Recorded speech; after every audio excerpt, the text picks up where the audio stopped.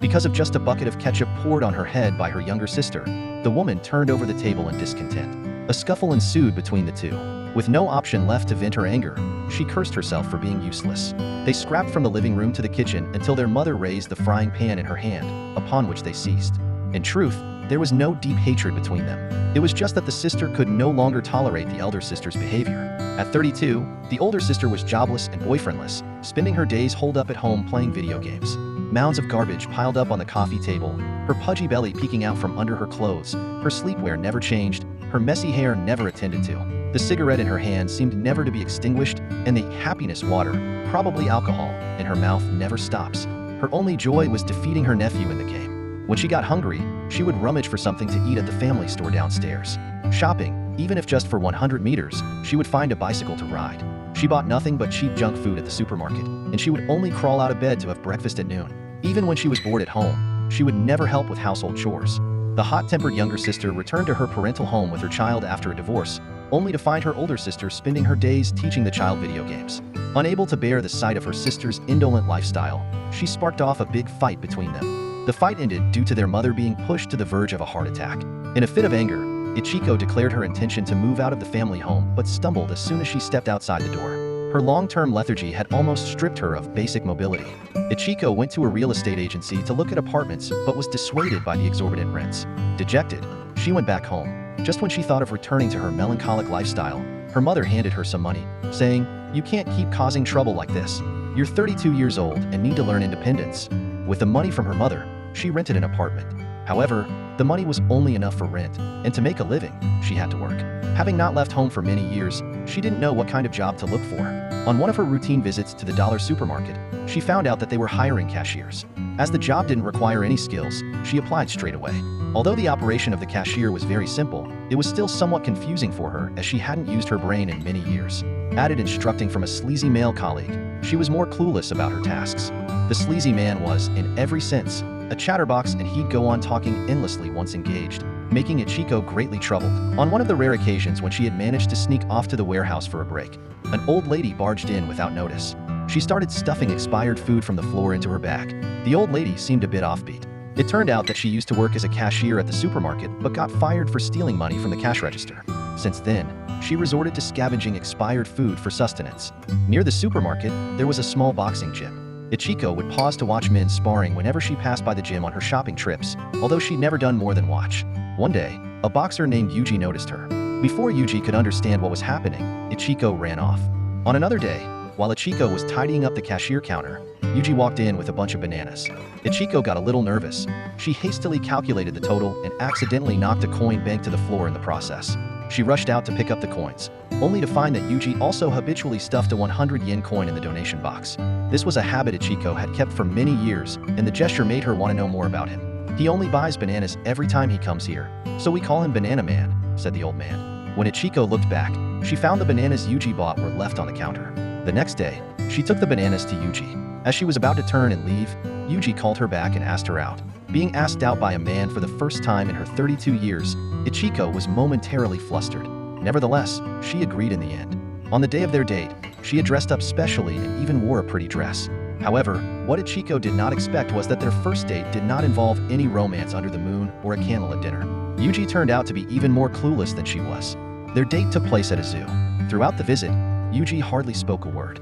Ichiko didn't know what to say either, and ended up trailing behind him silently. They walked from the gorilla enclosure to the elephants and from the elephants to the lions. The entire zoo was toured without a word passing between them. The most ridiculous part was the reason Yuji had asked Ichiko out, simply because he assumed a woman like her wouldn't reject him. Obviously, this was not the answer Ichiko had hoped for.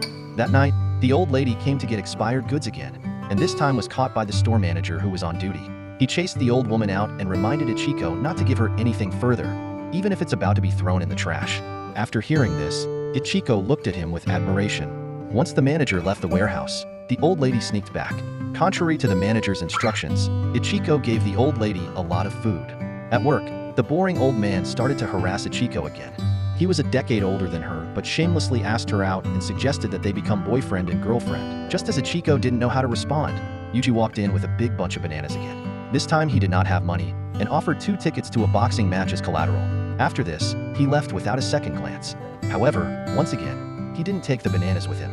Looking at the tickets, Ichiko realized it was a boxing match between Yuji and someone else.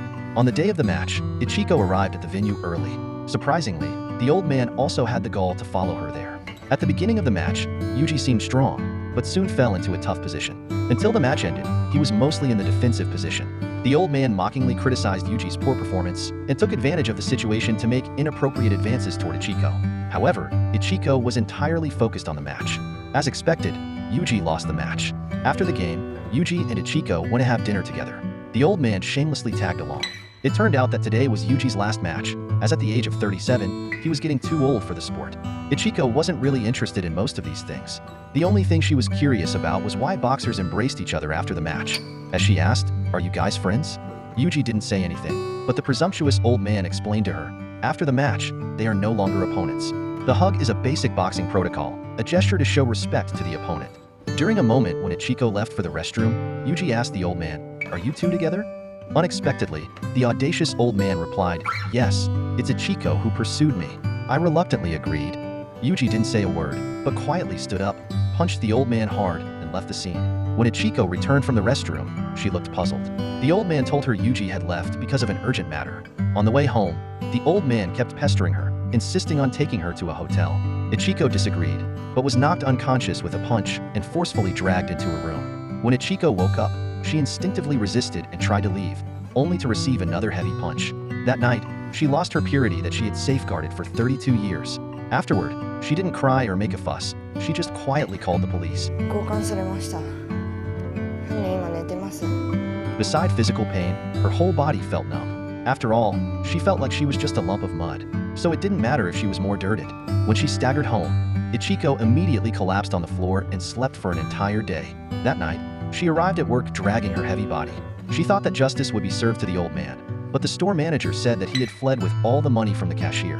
As the manager came up to her, she instinctively darted away quickly. Clearly, last night's event had made her extremely sensitive to men. Between her family's disdain and her co-worker's violation, Ichiko's life descended into despair. At this point, Yuji seemed to be her only lifeline. After work, Ichiko visited the boxing gym to look for Yuji. The gym owner, thinking she wanted to lose weight through boxing, enthusiastically handed her a sign-up form. After hearing that Yuji wouldn't be coming anymore, she reluctantly left the gym. That night, she gazed at the sign-up form without moving her eyes. Perhaps she was sick of her own weakness, or perhaps she wished to be part of that post-match shoulder-bumping recognition. Ichiko decided to sign up for the boxing training. She told the owner that she didn't want to lose weight, but wanted to fight in a proper boxing match instead. At hearing this, the owner was surprisingly stunned because at 32, it was the usual retirement age for female boxers. Although confused, he arranged a trainer for her. Ichiko clumsily performed the boxing moves, and every punch seemed weak. Her eyes revealed a sense of languid disinterest, and she was fearful during her interaction with the trainer. Although the first training session didn't yield any results, she was still trying to change herself. That evening, to prevent the old lady from taking food again, the store manager locked all the items in a cabinet and gave the key to Ichiko for safekeeping. Unsurprisingly, as soon as Ichiko left, the old lady came through the door. Ichiko didn't comply with the manager's instructions. She opened the cabinet herself, and the old lady took everything inside. Just as she sent the old lady away, the store manager rushed in and asked Ichiko to grab a mop. It turned out that Yuji, heavily drunk, had vomited at the cash register and then collapsed onto the floor. Acting out of humanitarian spirit, the manager disregarded the rain outside and carried Yuji out. It wasn't until the following day that Ichiko found Yuji, still unconscious from his drunkenness, discarded in a heap of garbage after her shift at work. Perhaps out of pity, perhaps due to some form of ambiguity, or perhaps because she saw her former self in him, Ichiko not only brought Yuji back to her apartment, but also kindly prepared a bowl of ginger soup for him to keep warm. However, when Yuji woke up, he didn't appreciate her kindness and instead asked her about her relationship with the old man. Rushing to explain, Ichiko stated that she had nothing to do with him. Before leaving, she told Yuji that he could stay here if he wished, and if not, the keys were in the mailbox. Before closing the door, she emphasized again that she had no relationship whatsoever with the old man. Now, Ichiko has a new goal, to compete in a real boxing match. When she returned to the boxing gym, her moves were still clumsy and weak. But under the coach's patient guidance, she had improved significantly since her first session. She might have caught a severe cold from Yuji, falling flat on the floor as soon as she got home. Yuji then took on the responsibility of taking care of Ichiko. He cooked a huge steak for her, but perhaps because it wasn't fully cooked, or perhaps due to Ichiko's weak state of health from just having recovered, she was unable to eat it even after breaking her chopsticks trying. As she struggled with her meal, Tears began to fall from Ichiko's eyes. Midway, she suddenly laughed then began to cry again. For the first time in 32 years, she felt the concern of an outsider. This moment completely shattered her inner defenses. She threw herself into Yuji's arms and cried uncontrollably. After a night of deep sharing, the two officially started living together. Watching Ichiko get up early for exercises, Yuji began to smoke one cigarette after another. He also wanted to find work, but it was just too hard at the moment. Just when he didn't know what to do, a woman selling tofu passed by downstairs. That night, they no longer ate the tough steak, but cooked a large pot of tofu instead. The meal wasn't as exhausting as before. As Ichiko ate, she praised the taste, saying that it reminded her of home and reignited her stagnant life. Yuji announced that he had found a job selling tofu. Ichiko didn't pass any judgment. As long as he had a job, that was good enough. She didn't care about what Yuji did. Just when Ichiko thought everything was going well, life dealt her another blow. The next day, when Yuji went out for work, Ichiko cheerfully mentioned that she would cook a delicious meal for dinner. However, Yuji retorted impatiently, "Do you really consider yourself as my wife?" Ichiko was taken aback, but she didn't mind his words and went shopping for dinner ingredients as usual. Meanwhile, it turns out that not only had Yuji gotten a new job, but he'd also found a new romantic interest to replace Ichiko. Compared to Ichiko, the boss's wife was just prettier, had a smaller waist, longer legs, and was gentler in nature. Apart from these, there was nothing else special about her. Yet, such a woman managed to snatch Yuji away from Ichiko. When the boss's wife complimented Yuji for being handsome, he was so excited that he even lit his cigarette the wrong way. That night, as per agreement, Ichiko prepared a feast with the intention of having a grand meal together. However, just as she sat down, Yuji stood up and left, and he didn't return all night. Ichiko had an idea of what had happened. After all, even she didn't feel liked by others. But she still needed to clarify why he pretended to be with her when he didn't enjoy her company. Ichiko waited on a small path that they often took together. When Yuji passed by pulling a tofu cart, he ignored her completely. Unable to contain herself, she confronted Yuji about why he didn't come home. Ignoring her, Yuji told the boss's wife that Ichiko was his half-sister. Ichiko was once again reminded of being abandoned. She didn't bother to ask more. Instead, she converted all her emotions into motivation for her boxing training. Ichiko was constantly throwing punches, eager to participate in a test. That evening, the old lady came to the warehouse for food again. As she was packing things up, she was caught by the store manager who shooed her away and scolded Ichiko harshly.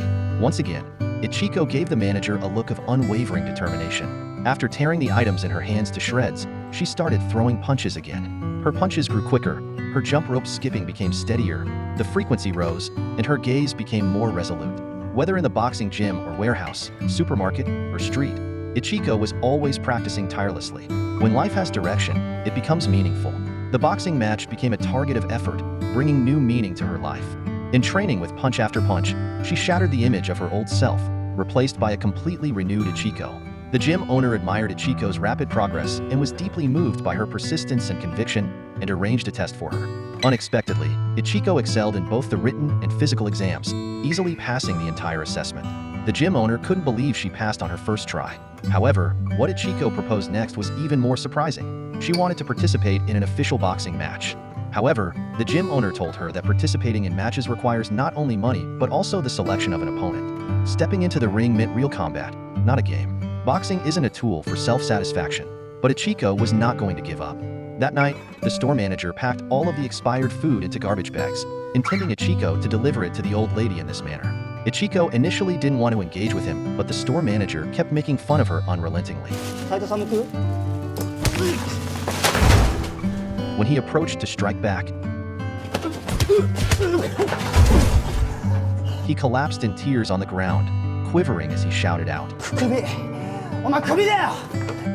Ichiko ignored him, took the items, and left decisively. It was the first time she actively resisted her fate. Boxing not only taught her various punching moves, but also instilled the spirit of rebellion against injustice. As she reached the door, she ran into the old lady again. Ichiko apologized sincerely, telling her she couldn't provide food anymore. However, the old lady smiled and said it wouldn't be necessary in the future. After saying this, she drew out a knife, covered her face, and walked into the supermarket. In what seemed like a ridiculous robbery, the old lady not only took all the money from the cash register, but also dragged the store manager to the warehouse and gave him a sound beating.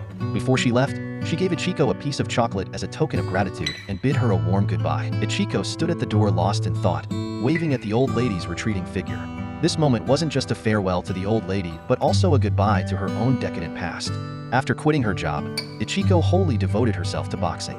Yuji, pushing his tofu cart, passed by the window and was deeply drawn to Ichiko's intense punching. He was so entranced that he didn't notice someone taking away his cart. It was very reminiscent of when Ichiko used to watch him boxing through the window, only now their roles were reversed. The once admired had fallen, while the once fallen was now transformed. After a day of training, Ichiko's father came to her. Apparently, her mother was injured on duty, and the family snack shop needed help. Ichiko agreed without hesitation. Boxing training not only sculpted Ichiko's physique, but also instilled in her a sense of responsibility. When father and daughter talked about boxing, pride filled Ichiko's face. Her father noticed that the old Ichiko was gone. 왜? 저도 갔다나? He was consoled that Ichiko had changed, not like him, who had accomplished nothing in his life. Now, Ichiko also knew how to comfort her father, and their damaged relationship was gradually healing. After returning home, Ichiko started to help in the shop. Although she was sometimes clumsy and made mistakes, she no longer fought against her sister's reproaches. In her spare time, Ichiko would still play games with her nephew. However, when she learned that her niece was being bullied at school, she got up and began to teach her how to box, encouraging her to bravely fight back. One day, the gym owner brought good news to Ichiko. A boxer had suddenly been injured before a match, and Ichiko could take his place. Despite knowing that she would lose, Ichiko was exceptionally excited, ready to give her all. That day, a familiar customer came to the small shop. Ichiko happened to look up and meet Yuji's gaze. The brief eye contact lasted for less than 2 seconds, and Yuji, leaving his meal behind, ran off. Ichiko picked up her lunchbox and chased after him. At this moment, Yuji was no match for Ichiko, and she blocked his path in no time. Judging from Yuji's attire and mental state, he must have stopped selling tofu and been worn out by his boss. After he was drained, he naturally lost his value. Ichiko wanted to invite Yuji to her match, but Yuji said he didn't like to watch others strive hard. It turned out that he left Ichiko before because she was too diligent. When Yuji asked Ichiko why she wanted to box, Ichiko wasn't sure how to answer for a moment. Perhaps it was for a complete change, or maybe it was the thrill of the fight, or even the respect felt in the post-match embrace or shoulder pat. Before she could give a specific reason, a sound came from not far away, hurrying Yuji back to work. Just like that, Yuji left without looking back. Facing the departing Yuji again, Ichiko stood up intending to chase him. But after brief contemplation, she started to practice her punches right where she was standing. She realized that men would only slow her down, and only boxing could bring her back to herself. She ran and punched repeatedly through the streets and lanes, projecting all her negative feelings onto her fists and letting them vanish with the wind of her punches. To better prepare for the match, she cut off her long hair, bidding a final farewell to her past self. This time she was going to rise from the ashes. Soon, the day of the official match arrived. Ichiko's eyes were filled with a fierce spirit. Her entrance BGM was the song from the 100 yen shop. When the boss asked why she chose this music, Ichiko said, "I believe I'm worth 100 yen." This girl, who once wasted herself and lived without a purpose, had learned to respect and love herself through boxing. Even though she thought she was only worth 100 yen, the value of 100 yen held an irreplaceable position in her heart. The 100 yen shop was the starting point of her transformation. Just the same, Yuji, who once gave her 100 yen, taught her how to grow, and now, she was standing on the boxing stage as she wished. Even though her opponent was the champion who had won 4 matches in a row, there was not a trace of fear in her eyes.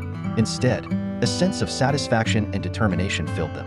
Accompanied by swift movements, the first round of the match began.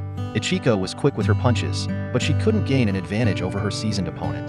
Soon, Ichiko went from offense to defense, and before long, she was cornered, becoming an easy target for her opponent. During the mid-match break, she was so tired that she could hardly catch her breath, and her mouth was full of blood. At that moment, she was aware of the gap between her and her opponent, but she had to stubbornly persist to win. During the following match, as Ichiko could only take the beating passively, her parents' eyes were full of concern, and tears welled up in her sister's eyes. Despite being beaten until her face was covered in blood, Ichiko continually repeated 3 words. As she returned to the ring, Ichiko was tottering and unsteady, but she had no intention of giving up. She hoped she could throw at least one decent punch, even if it was just one. Her coach suggested she use her preferred left hand, and she started to provoke her opponent.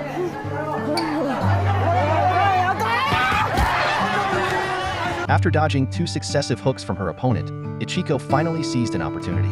She aimed at her opponent's waist and landed a punch, then a second punch, followed by a third one to the head. Just when everyone watched wide-eyed, thinking the match was about to turn around, her opponent, who had an exceptional ability to withstand punches, quickly regained his stance and landed a heavy punch on her chin.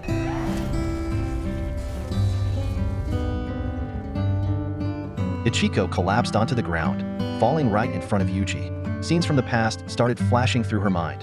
Wrestling with her sister at home, nodding and responding to Yuji's invitation, having her first night taken away by an old man at the hotel, finally getting together with Yuji only to be stolen away by the tofu shop's matron. Over the years, she had been living in humiliation. Everything she wanted to do failed. She didn't want to keep losing like this. Yuji below the stage was shouting for her to stand up. Encouraged by her family and coach, Ichiko slammed her fist onto the ground and suddenly stood up. She charged at her opponent with all her strength, swinging a heavy punch. However, before she even reached her opponent, the referee stopped her. A bell rang from the side. The match had ended. This punch, fueled by her anger and sadness, never landed, and no miracle happened. Although she lost the match, there was still something Ichiko hadn't done. She staggered to her opponent's side, embraced him, and then they patted each other on the shoulders. This was the original intention behind Ichiko training in boxing. Whether she won or lost, she wanted to earn the respect of her opponent. After cleaning up, Ichiko, her face bruised and swollen, left the ring. Outside the ring, Yuji was waiting for her. Seeing Ichiko, whose face had been battered into a mess, tears welled up in Yuji's eyes as he smiled. Facing her once close partner, Ichiko could no longer control her emotions and repeatedly voiced what was in her heart.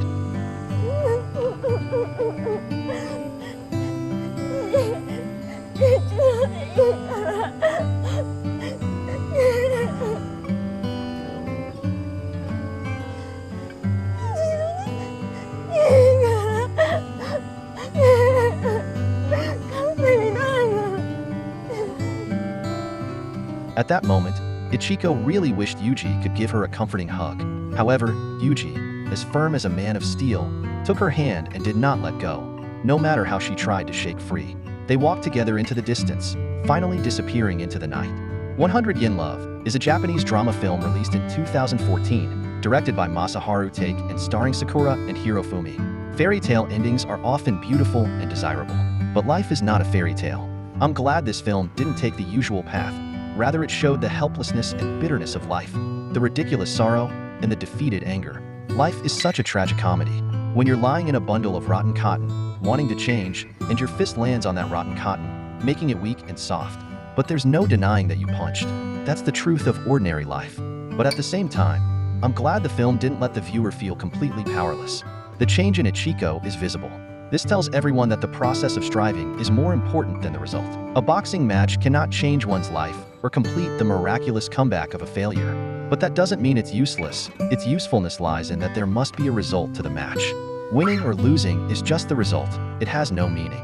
So the process of Ichiko's change is what makes people feel beautiful. When someone feels that they want to win but they can't, don't tell them to cheer up quickly and don't show them your ambitions. These motivational words can be found everywhere, but a sentence like, "Yeah, I know that feeling the best." After that sentence, take her hand and go out for a meal. Let her have the energy to continue to throw herself into this damn life. That's true motivation. The whole film tells the story of ordinary people, facing family members who don't understand each other in life, colleagues who act in a virtuous manner in work, and lovers who betray them in love. We can be knocked down, but we must never lack the courage to stand up again. We need to punch back at the unfairness of fate, pursue what we want in constant struggle, even if the result is a loss. When we look back at the process of our endeavors, our faces will also be marked with a brilliant smile.